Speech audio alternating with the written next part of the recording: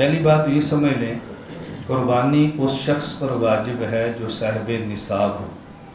نصاب کا معنی 7.5 تولہ سونا یا 52.5 تولہ چاندی یا اس کے برابر پیسے، یا گھر میں ضرورت سے زائد سامان جس کو بیچا جائے تو اتنے پیسے بن جائیں، زکوٰۃ واجب ہو جائے گی۔ ضرورت سے زائد سامان، اس میں سب سے پہلے ٹی وی، وی سی آر، سب سے پہلے یہ اس کے اندر شامل ہے۔ موبائل شامل نہیں ہے، خواہ وہ 1 لاکھ کا کیوں نہ ہو، ہماری ضرورت ہے۔ ٹی وی ہماری ضرورت نہیں ہے۔ وہ کپڑے جو کبھی استعمال نہیں کرتے ویسے ہی رکھیں، اور وہ کپڑے جو کبھی کبھی استعمال کرتے ہیں وہ 100 جوڑا ہو تب بھی ضرورت کے اندر شامل ہے۔ وہ برتن جو کبھی استعمال نہیں کرتے ضرورت سے زائد ہے۔ وہ بستر جو کبھی استعمال نہیں کرتے ضرورت سے زائد ہے۔ وہ بستر اور وہ برتن جو اس لیے رکھے ہیں کہ مہمان آئیں گے تو استعمال کریں گے، خاص زندگی میں ایک بار بھی استعمال نہ کریں، وہ ضرورت کے اندر شامل ہے، وہ ضرورت سے زائد نہیں ہے۔ ضرورت سے زائد سامان سمجھنا ضروری، ضرورت سے زائد کون سا سامان ہوتا ہے۔ تو اگر یہ 52.5 تولہ چاندی کے پیسے کے برابر ہو تو ایسے شخص پر قربانی واجب ہے۔ اگر بیوی کے پاس ہے الگ واجب ہے، شوہر کے پاس ہے الگ واجب ہے، بیٹی بیٹا بالغ ان کے پاس ہے تو الگ واجب ہے۔ اب پہلی غلط فہمی سمجھیں، آج کے دور میں مشہور کر دیا گیا ہے کہ اگر خاندان کا سربراہ ایک بکری ذبح کر لے تو سب کی طرف سے ادا ہو جائے گی، یہ غلط مشہور کیا گیا ہے، اور اس کی بنیاد ایک حدیث ہے۔ اب یہ بات اچھی طرح سمجھیں۔ ابو ایوب انصاری فرماتے ہیں کہ رسول اللہ صلی اللہ علیہ وسلم کے دور میں ایک بکری ذبح کرتے، خود بھی کھاتے، دوسروں گھر والوں کو کھلاتے۔ اس سے بعض لوگ غلط نتیجہ نکالا ہے۔ اس کا مطلب کیا ہے؟ قربانی ایک شخص گھر کا اس پر واجب ہے، بقیہ پر واجب نہیں ہے۔ وہ جانور ذبح کرتا ہے تو گھر کا ہر فرد کہتا ہے ہم نے قربانی دی ہے بکری کی، ہم نے، بچے بھی کہتے ہیں بھئی قربانی کی، ہاں کس چیز کی؟ ہم نے بکری قربانی دی ہے، حالانکہ بیٹے نے تھوڑی دی ہے، وہ تو نابالغ تھے، باپ نے دی ہے۔ تو اس کا شمار ایسے ہوتا ہے کہ جیسے سب نے دی ہے، حالانکہ وہ گھر کے سربراہ کی طرف سے ہوتی ہے، سب کی طرف سے نہیں ہوتی۔ تو یہ غلط فہمی دور کر لیں، جس شخص پر واجب ہے اسی کی طرف سے ہے، پورے گھر کی طرف سے نہیں۔ اس کا معنی ہے کہ قربانی ایک دیتا ہے، گوشت سارے کھاتے ہیں، اس کی نسبت سب کی طرف ہو جاتی ہے، اگر نہ وہ قربانی سب کی طرف سے نہیں ہے۔ نمبر 2، ہم نے جو قربانی دینی ہے، بکری، بھیڑ، دمبا اور اس کے بعد گائے سب مانتے ہیں، اونٹ سب مانتے ہیں۔ مسئلہ پیدا ہوتا ہے بھینس کا۔ بھینس کی قربانی بھی جائز ہے اور کٹے کی قربانی بھی جائز ہے۔ اس غلط فہمی کے اندر مبتلا نہ ہونا کہ جائز نہیں۔ ہمارے عام طور پر کیا ہوتا ہے کہ جی بھینس کی قربانی کا بندہ کہتا ہے جائز نہیں ہے، ہم اس کو دلیل کیا دیتے ہیں؟ اچھا قربانی جائز نہیں تو تم دودھ کیوں پیتے ہو، مکھن کیوں کھاتے ہو، گوشت کیوں کھاتے ہو؟ حضور کے دور میں اس کا گوشت ہوتا تھا، یہ آپ دلیل دے رہے ہیں۔ بھائی آپ کے پاس تو دلیل ہونی چاہیے نا۔ یاد رکھنا بھینس کی قربانی جائز ہے، ہمارے پاس 4 دلائل ہیں۔ نمبر 1 حدیث، نمبر 2 اجماع، نمبر 3 قیاس، نمبر 4 لغت۔ کتنے دلائل ہیں؟ 4 دلائل۔ حضرت علی فرماتے ہیں، حضرت علی یہ صحابی ہیں، حسن بصری فرماتے ہیں یہ تابعی ہیں، کتاب کا نام مصنف عبدالرزاق۔ تو بھینس کی قربانی جائز ہے، حدیث، اجماع۔ ابن المنذر کی کتاب ہے الاجماع، ابن المنذر کتاب ہے پوری، اس میں لکھا ہے اجمع علی ان حکم الجوامیس حکم البقر، اور قیاس بھی دلیل ہے، لغت بھی دلیل ہے۔ میں دلائل تفسیر میں نہیں جا رہا، میں اس طرح بھی کہہ رہا ہوں کہ بھینس کی قربانی پر 4 دلائل ہیں، حدیث اور اجماع، قیاس اور لغت۔ آگے بات سمجھیں، یہ جو ہم نے قربانی کا جانور ذبح کرنا ہے، گائے ہو یا اونٹ ہو، 7 آدمی شریک ہوتے ہیں، 7 سے زائد شریک نہیں ہو سکتے۔ اب لوگوں نے ایک نیا مسئلہ شروع کر دیا ہے کہ گائے ہو تو 7 آدمی، اونٹ ہو تو 10 آدمی۔ ابھی آپ کو نہیں سمجھ آنی، آپ کب سمجھ آنی ہے؟ جب قربانی کا دن ہوگا، اونٹ میں 10 آدمی شریک ہوں گے، پھر آپ نے فون کرنا ہے مولانا صاحب ادھر جواب کیے۔ یہ میرے ساتھ ہوتا ہے، قربانی کے دن فون کریں گے، قربانی گزر جائے گی فون کریں گے، تراویح گزر جائے گی، رمضان کے بعد فون کریں گے مولانا صاحب یہ حدیث سنی 8 کا تراویح کیا جواب ہے؟ میں کہتا ہوں اگلے سال فون کرنا اگلے سال. کیوں؟ میں نے کہا بھی سانپ گزر گیا، اب لکیر کو پیٹو گے تو سانپ مر جائے گا، گزر گیا بس، اگلے سال سانپ نے پھر آنا. اب سمجھ رہے ہیں؟ میں نے کہا اگلے سال سانپ نے پھر آنا ہے، پھر فون اب گزر گیا. وقت کے آنے سے پہلے تیاری کرو. خیر میں 2-4 مسائل عرض کروں گا پھر آپ کو اندازہ ہوگا. گائے ہو تب بھی 7، اونٹ ہو، بعض لوگ کہتے ہیں نہیں اونٹ ہو تو 10، گائے ہو تو 7. دلیل ترمذی میں حدیث موجود ہے. بھینس کی قربانی جائز نہیں، اس پر ان کے پاس کوئی دلیل نہیں ہے. ہمارے پاس 4 دلائل ہیں جواز پہ.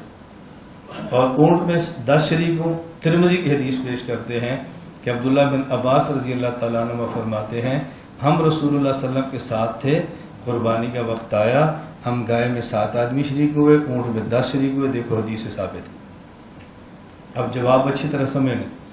اسی ترمذی میں حضرت امام ترمذی اس حدیث کے بعد حضرت جابر کی حدیث لائے ہیں جس میں یہ ہے کہ گائے میں بھی 7، اونٹ میں بھی 7. پہلے حدیث کون سی لائے؟ 10 والی حضرت عبداللہ بن عباس کی. پھر کون سی لائے؟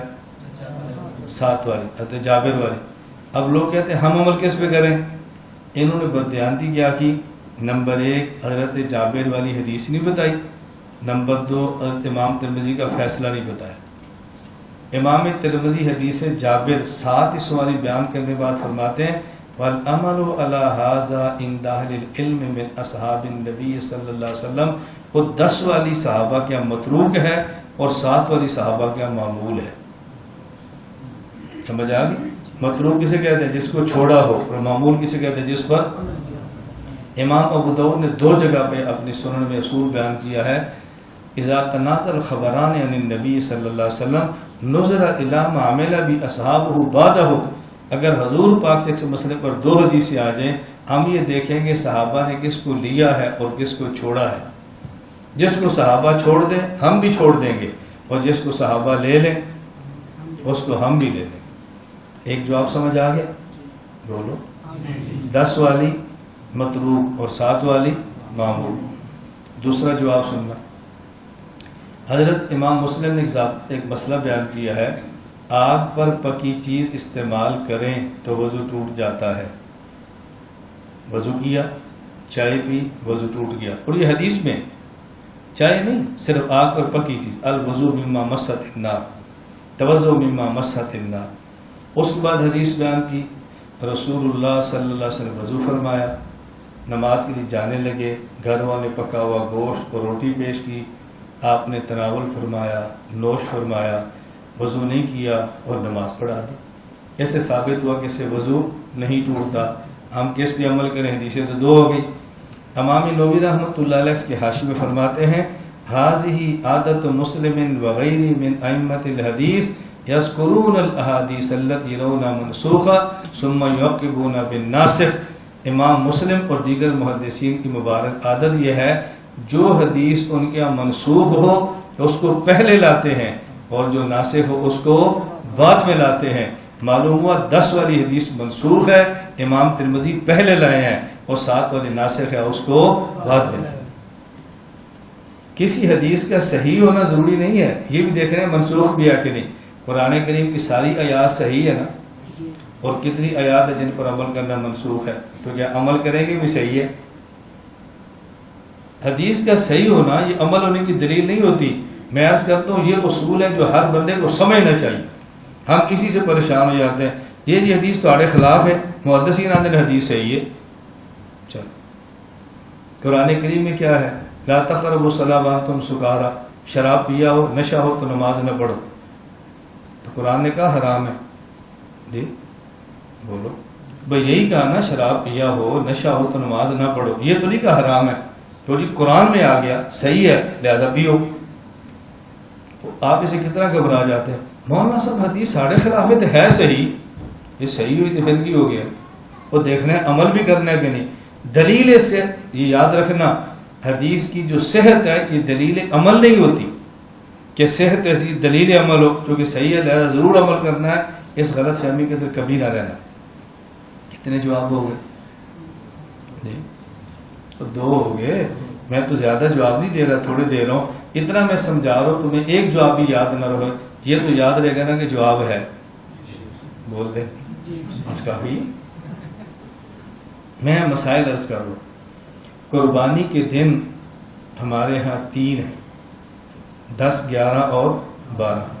آپ کو قربانی کے دن پتہ چلے گا جب نئی بحث شروع ہو جائے. قربانی کے دن 4 ہیں. اب چل پڑا مسئلہ 10، 11، 12، 13.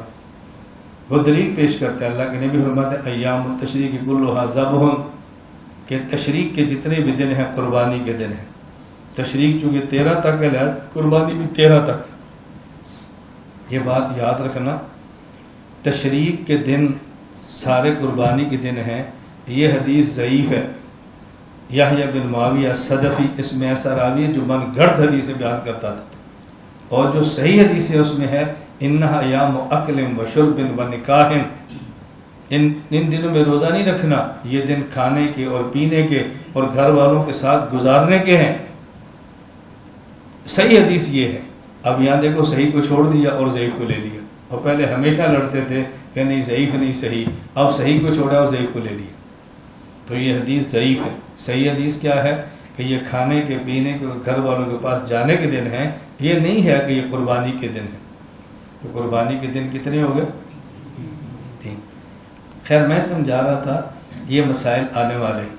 تو قربانی کے جانور میں اگر آپ عقیقے کا حصہ رکھنا چاہیں تو رکھ سکتے ہیں. بچی ہو تو 1 حصہ، اور اگر بچہ ہو تو 2 حصہ. اس کی گنجائش موجود ہے. یہ چند ایک مسائل میں نے آپ کی خدمت میں عرض کیے ہیں قربانی کے حوالے سے. اس کو ذہن نشین فرما دو. قربانی میں بھینس کی قربانی جائز ہے، گھوڑے کی قربانی جائز نہیں ہے. یہ میں ہنسا نہیں رہا، یہ مسائل پیدا ہونے.